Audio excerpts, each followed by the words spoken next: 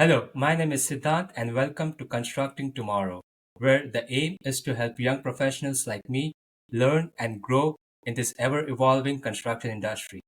Today, we have a very special guest, Antonio Oliveria. Antonio, how's it going, man? Hey, good afternoon. How you doing, Sid? Good, good. So, hey, we have a lot to cover, and before we dive right into it, can you just give a quick introduction about yourself? Yeah, my name is Antonio Oliveira. I'm a project manager. I work with Skanska USA Building. Been with them for about 2 years. General contractor side of things. Always been into construction, so that's kind of what I've been doing for my professional career. So, Antonio, what was that one thing that sparked your love for construction? How did this journey begin? Since I was very young, my grandfather, he used to work in construction. My father followed his footsteps, and then it was very natural for me to go into construction. Ever since I was 15 years old, I was on a job site, so it was very natural for me to go into construction. And what was your background like? Did you do what kind of jobs did you do before joining Skanska? So I'll start from the beginning. I can start from here being in the United States. So I started my career.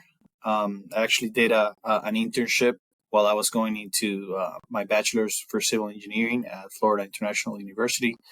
I did an internship with Cemex. It's cement from Mexico. It's a company, and it was more of a industrial engineering kind of job. Once I finished that internship, I got another internship with a general contractor.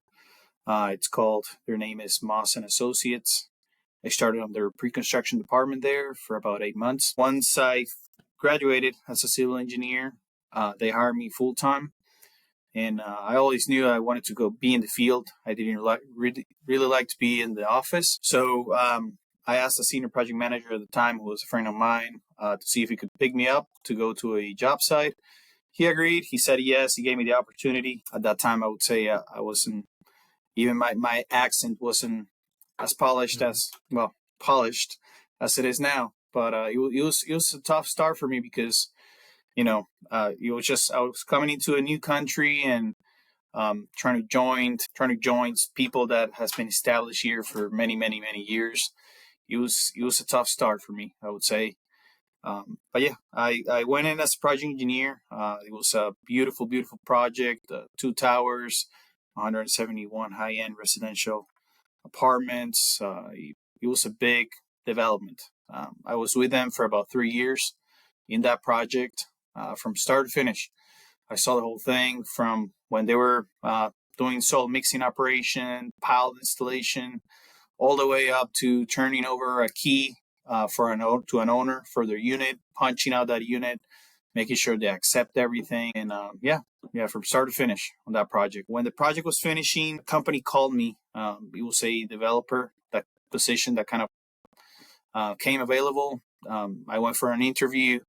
I liked what they had, the projects they had at the time, and I decided to join them. Not just because it was a good change.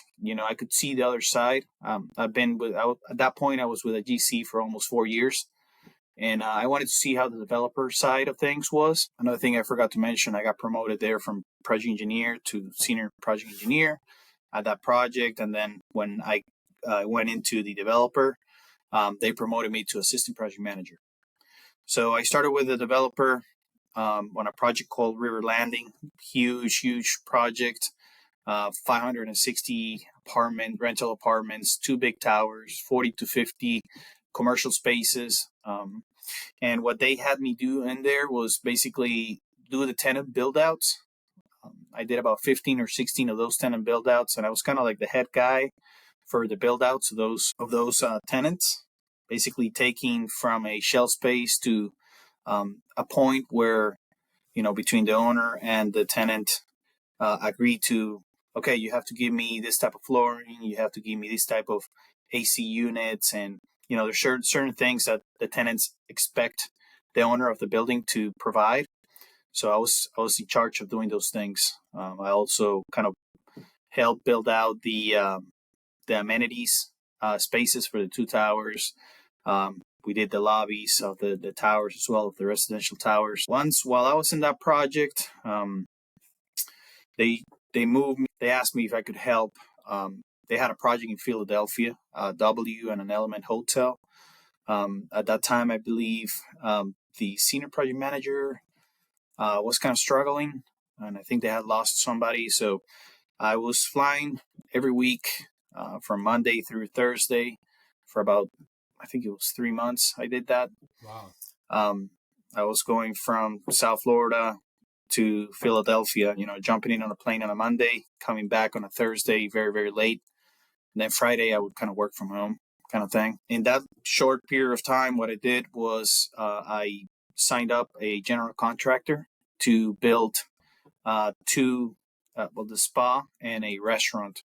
I was working kind of for the developers, so I was in the middle between the owner, what the owner wanted, what the tenant wanted, and what the general contractor was supposed to be doing. In that case, what you kind of do is kind of balance the budget. You kind of make sure that the design stays within the budget that the owner wants to pay while getting what the tenant wants. So it's kind of like a fine balance. Once we cleaned that up, we signed up the general contractors. The project I was at before, which is called River Landing, kind of called my boss and said, "Oh, you have to go back and help us finish this project here." So they brought me back. Once we finished that project, we went. I think at that point I got promoted. Maybe a little bit later, got promoted to project manager. And then we went to this project called for the Broward County Convention Center. And that job, we were the developer, and the general contractor, Balfour Beatty, they were hired to do design build. So we were also kind of scrubbing the drawings for the next phases, which was the East Convention Center, which was a brand new convention center. There was a hotel. I think it was an Omni Hotel. And then was one or two more buildings and a big plaza that we were also kind of working on the design with Balfour Beatty and the design team. But then once kind of at the time where we finished the West Expansion project, we kind of turned it over to the authority, the Broward County. My wife kind of got a good job opportunity. She kind of worked at Burger King, and she got a very good opportunity with Papa John's. But their headquarters was here in Atlanta, Georgia. So then that started the whole process of me finding a job here in Atlanta. And that's how I ended up with Skanska. That's a very awesome project trajectory that you mentioned, and I really wanted to touch on a couple of things here that you mentioned. So you as like you've been working on different projects, also working with like a general contracting firm, also with like an owner's rep or a development firm, right? So what's one major difference that you would say that you have seen in these two categories of firms? I would say it depends on who you are. I've seen developers that are very, very, very helpful with the general contractors, and they're kind of like in the weeds, trying to help you do as much as you can. Try to make the project very, very successful, even though they also understand that there's challenges, issues. Nobody's perfect. There's mistakes that are made sometimes, but you have that type of developer that really helps. And you have other types of developers that kind of be like a stonewall you in a way, or kind of not help you. I've seen both types of developers. I would say, or I would like to believe that when I was with the developer, I was that person that was in the details, helping the general contractor as much as I could. In any way possible, whether that was walking the site and realizing that something was falling behind schedule. And instead of me going to all the bosses, I would just go to that person that was managing that trade and would say, "Hey, man, by the way, you do know that you're behind schedule. Anything I can do to help you? Do we want to call a meeting with the sub? Just internal between you, me, and the sub. Try to keep it. Trying to be reasonable with that person. If there was any quality issues or any type of issue, really. I was trying to be there to help push along the project as much as I could, while also kind of being a middle person between the owner needs and the owner um, requirements and what the general contractor has to provide and what their needs and requirements are as well. So you're kind of like the middle person between the owner and the general contractor. I don't know if that answers the question. Yeah, I think I have a follow-up question on this. So this really puts you in a difficult position, right? As a project engineer or manager. My question to you is how do you manage client relationships, right? Because we know construction is a people's business. It's all based on relationships. So how do you develop or establish that trust and relationships, be it with a client or a subcontractor or anyone? Like what are some of the tips that you would like to share for young construction professionals out there? I would say, as a developer, I think you have better relationships with the owner because you're in a different role, a different position. When you're on the general contractor side, it's harder to have a. I'm not going to say it's impossible, but it is a little harder to have that good relationship with your developer or owner, just because you're in a tough position where it really doesn't depend on you to have a successful part of a project, right? You depend on so many different aspects and so many different moving parts, right? You can tell the owner, well, this is going to be done on Monday, but I mean, really, if the guys don't show up on Thursday or Friday, or if they don't have the material, or if they just told you something just so you stop calling, then they don't meet the date, and then therefore the owner just sees your face and saying, "Hey, what's going on?" So it is a little hard to have a good relationship. But I have seen others that have great relationships with owners that they just have great relationships. Me, I would say kind of neutral, um, or I've been kind of neutral on past experiences with the owners.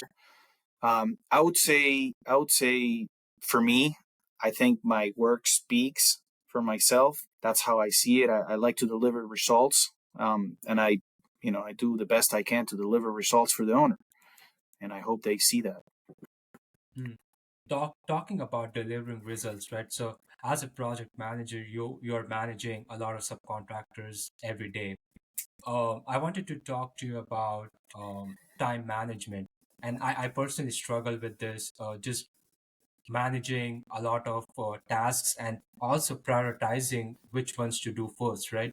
So what's your take on it? What are some of the tips that you would like to share on managing time wisely? That's a good question. I would say it's hard as a project manager, but it really depends on the project, depends on your scopes. At the height of it all, when everybody was working and trying to meet the deadlines, there's a point where it just becomes so crazy that you just cannot address every single item every single day. It's just, I mean, it's not possible. There's not enough time in the day. So I would say what you need to be doing as a young professional is write the items that on a notepad that people ask you to do, and just make sure you're looking at that list throughout the day. I think that's the best way to do it, because if you have a list in front of you and you know, oh, I have to do these items, you can kind of prioritize, and with enough experience you kind of start understanding, well, what's more important, right? What do I have to do now so I don't delay this next activity that's going to happen next week or in 2 weeks or in a month or in 2 months? A lot of this stuff comes with experience, with just taking hits time after time after time. You kind of realize where you have to like spend your energy the most, and where you can say, this is not as important as this other thing, right? I mean, a window shade, for example, not being here on time is not the same as an elevator not having a final inspection. So you kind of, those are big examples. It's not as clear day and night, but sometimes it's gray. So it's kind of hard, but I think a lot of it is experience. And I would say as well, if you have a long list and you're kind of overwhelmed, I would just ask people. Sometimes people doesn't communicate as much as you really should. Nobody's really telling you not to communicate. I would just find that person that's going to help you and say, man, look, I'm struggling. I have these 10, 20, 50 things I have to do, and I just don't even know how to start or where to start. Try to get some guidance from somebody that's above you. I would say that's important. Yeah, that's a great point, and it's actually a good segue to my next topic, which I wanted to cover is like mentorship. So, as you mentioned, right, reaching out to someone that you're comfortable with talking and asking questions. So, to give a good example, myself when I started out, Antonio was that guy for me who he was just next door to me, and I could just go to him, ask any questions, and he would help me out. So, going to like mentorship, right? So it was kind of like you mentored me in my initial days to help me navigate on how to work. So throughout your journey, how has mentorship helped you? And also, like you've changed countries similar to me, and how has that impacted and what mentorship has played a great role in your life? Yeah, I would say mentorship is extremely important. It's sometimes very hard for people to help each other. I'm the kind of person that I feel like you gotta help if you can. You have to help everybody, indifferent of what they are, what title they are, or what position they are, or even if they're in the same company or not. That's just the kind of person I am. I like to help. If I can, I will. There's the one guy that I remember, and I kind of see him as a mentor. He might not feel like he was my mentor, but it was weird because I do feel like he was my mentor, but he wasn't just, oh, sign here, you're my mentor now. No, it wasn't like that. But I just remember seeing him, and I admired him because he was extremely sharp. He knew what he was doing, and he was relentless, ruthless. He got stuff done, and people respected him a lot. So I kind of use him as my mentor. And then throughout the years, throughout the careers, throughout the projects, you kind of know and meet new people, and you learn from new people. I think again with the experience, just with the people you meet and you interact with on a daily basis, that's kind of in a way a mentorship for you. That's in a way what experience is.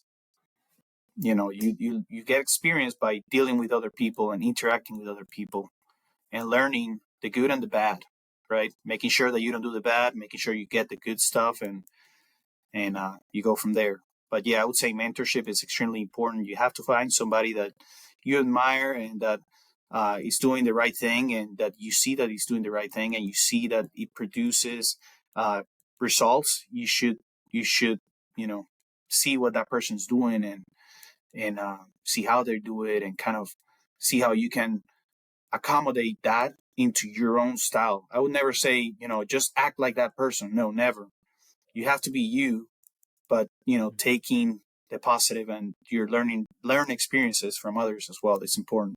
Changing of the country, and then for that is it's very hard. I would say for starters, the language. You always have the language barrier, um, the accent barrier. It's also once you learn the language and you know how to communicate, then you have the accent, and then people kind of when you're dealing with people, they're like, "Oh, where are you from again?" And you're like, "Yeah, I'm not from here, but I know what you're saying. I understand what you're trying to tell me."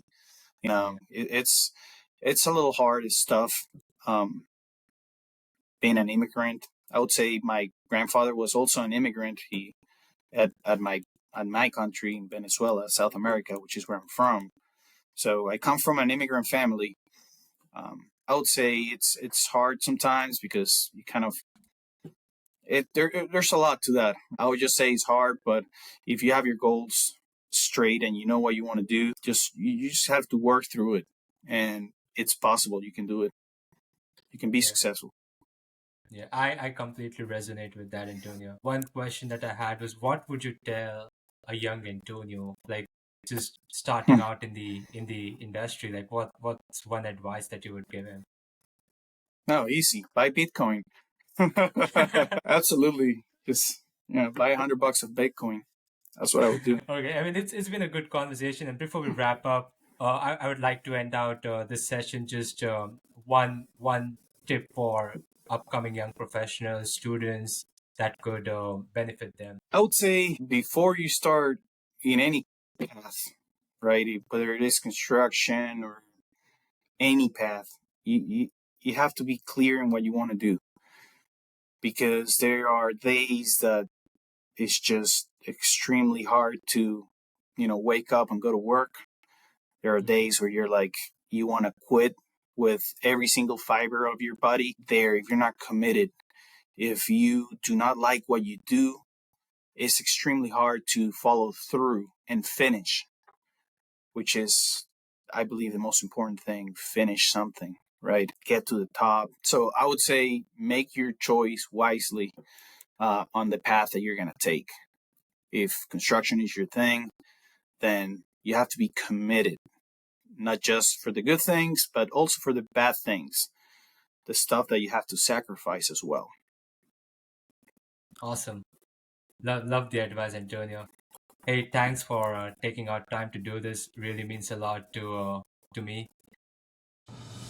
Thank you for tuning in to Constructing Tomorrow. I hope this episode provided valuable insights and tips. Don't forget to like, share, subscribe, and drop a review or a comment. Until next time, keep building and stay curious.